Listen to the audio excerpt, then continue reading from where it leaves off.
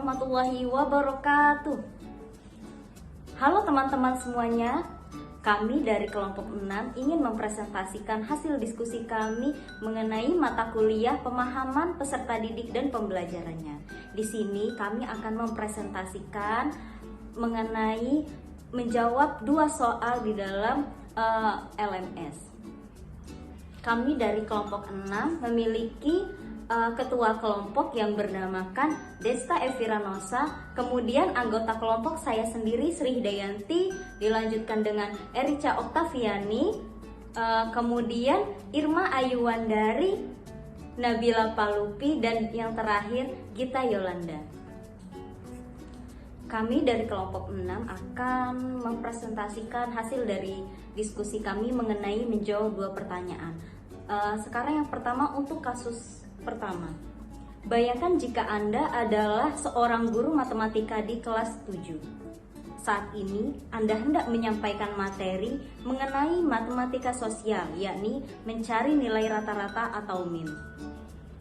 Untuk memudahkan peserta didik dalam memahami pembelajaran, Anda mencoba untuk membuat urutan atau langkah-langkah yang perlu diikuti oleh peserta didik agar dapat mencari nilai rata-rata pada sebuah soal. Anda meminta kepada peserta didik untuk mengerjakan soal yang Anda berikan. Hasilnya, peserta didik mampu mengerjakan dengan benar, sesuai dengan langkah yang telah Anda siapkan. Beberapa saat kemudian, Anda meminta kepada peserta didik untuk mengulangi soal yang sama tanpa melihat urutan pengerjaan soal, dan peserta didik mampu mengerjakannya dengan benar.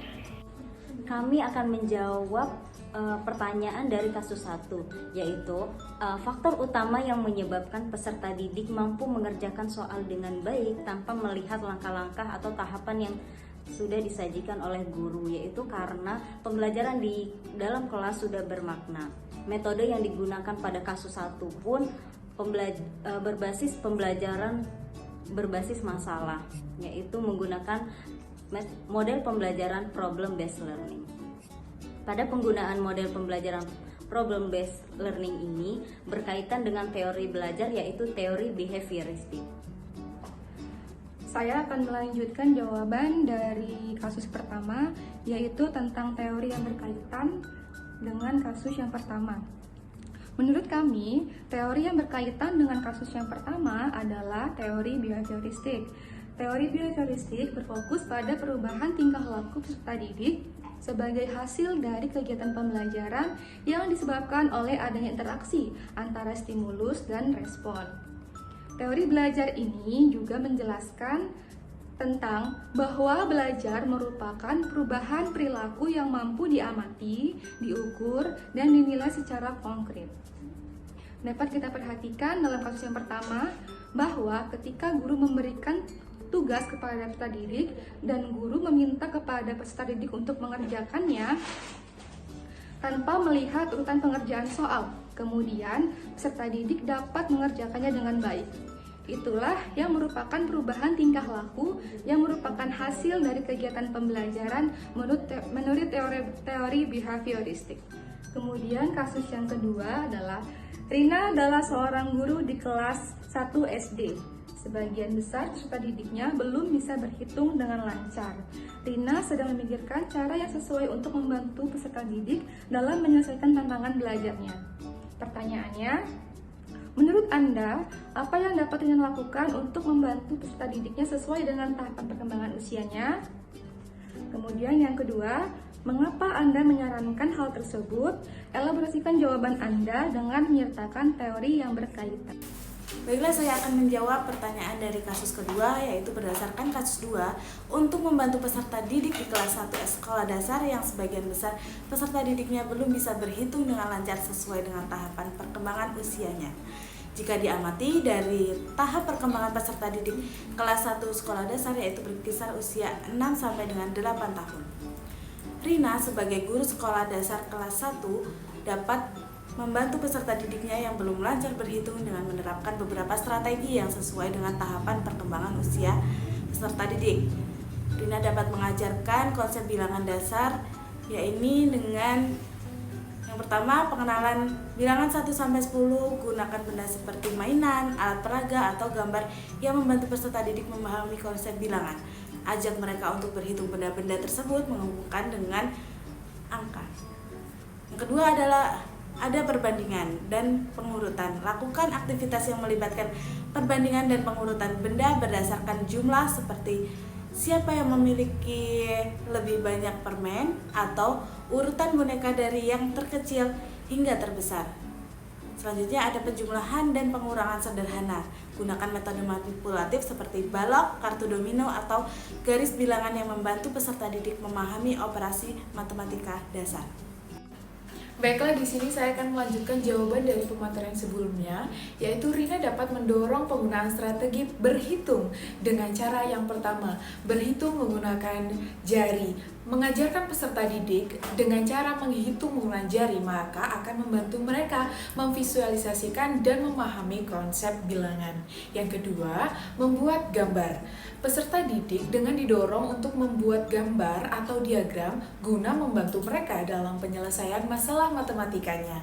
Cara yang ketiga yaitu menyusun atau membuat cerita matematika. Penggunaan cerita dan situasi kehidupan yang nyata akan membantu peserta didik dalam memahami konteks masalah matematika dan menghubungkannya dengan pengalaman mereka. Kemudian, dengan adanya penerapan strategi ini, Rina dapat membantu peserta didiknya di dalam kelas 1 SD selama belajar berhitung dengan cara yang menyenangkan, efektif, dan sesuai dengan tahapan perkembangan usia peserta didik tersebut. Baik, selanjutnya saya akan menyampaikan pertanyaan yang ketiga, yaitu Made adalah seorang guru yang mengajar di salah satu sekolah negeri wilayah Bali. Ia mengampu mata pelajaran bahasa Indonesia. Ia hendak mengajarkan materi teks deskripsi pada peserta didiknya. Pada buku cetak yang menjadi panduannya saat mengajar, terdapat beberapa contoh teks deskripsi menceritakan tentang bangunan-bangunan pencakar langit yang ada di ibu kota. Dengan memperhatikan latar belakang setiap peserta didik, Made pun mencoba untuk memberikan contoh yang berbeda. Ia memberikan contoh teks deskripsi tentang pantai dan makanan khas Bali. Lalu ada pertanyaan, menurut Anda apakah pertimbangan dan keputusan Made sudah sesuai? Mengapa demikian? Lalu yang kedua, ada prinsip apa yang Made gunakan dalam kasus tersebut? Elaborasi. Misal elaborasi jawaban Anda dengan menyertakan teori yang berkaitan. Lalu untuk jawabannya, iya, pertimbangan dan keputusan yang dilakukan Made sudah sesuai. Alasannya adalah yang pertama, kesesuaian dengan konteks. Karena berdasarkan kasus di atas, Made memberikan contoh teks deskripsi tentang pantai dan makanan khas di Bali. Lalu yang kedua, ada pemilihan konten yang dekat dengan pengalaman dan lingkungan peserta didik. Karena dapat membantu mereka lebih terlibat dalam pembelajaran, karena mereka dapat mengaitkan materi dengan pengalaman mereka sendiri. Lalu yang ketiga ada keanekaragaman. Made menciptakan variasi dalam pembelajaran dengan memberi contoh yang berbeda dari buku panduan yang lebih umum. Hal tersebut dapat membantu peserta didik memahami bahwa teks deskripsi dapat diterapkan pada banyak topik dan konteks. Lalu ada memperkaya wawasan. Di sini Made memberikan contoh teks deskripsi tentang pantai dan makanan khas Bali dapat memperkaya wawasan peserta didik tentang daerahnya sendiri. Hal ini dapat membantu mereka untuk lebih memahami dan menghargai budaya dan alam yang ada di Bali. Baik, di sini saya akan melanjutkan jawaban di poin kedua, kasus ketiga, di mana prinsip yang digunakan oleh Pak Made kepada peserta didik yaitu prinsip kontekstualisasi. Prinsip kontekstualisasi adalah pendekatan pembelajaran yang menghubungkan materi pembelajaran dengan pengalaman dan kehidupan nyata peserta didik. Kaitannya pada materi yang diajarkan oleh Pak Made yaitu contoh teks deskripsi tentang pantai dan makanan khas Bali. Hal ini dilakukan karena Pak Made memperhatikan latar belakang peserta didiknya sehingga pembelajaran akan terkolaborasi dengan pengalaman dan kehidupan nyata peserta didik. Kemudian prinsip konseptualisasi yang digunakan Pak Made berkaitan dengan teori konstruktivisme. Menurut Piaget, teori konstruktivisme memandang ini bahwa pengetahuan dibangun oleh peserta didik secara aktif melalui pengalaman dan interaksi dengan lingkungannya. Sekian pemaparan dari hasil diskusi untuk kasus 1 sampai kasus 3 dan jawaban dari kasus 1 sampai kasus 3. Semoga apa yang kami paparkan dapat bermanfaat untuk teman-teman semuanya. Mungkin sekian, kami akhiri. Wassalamualaikum warahmatullahi wabarakatuh.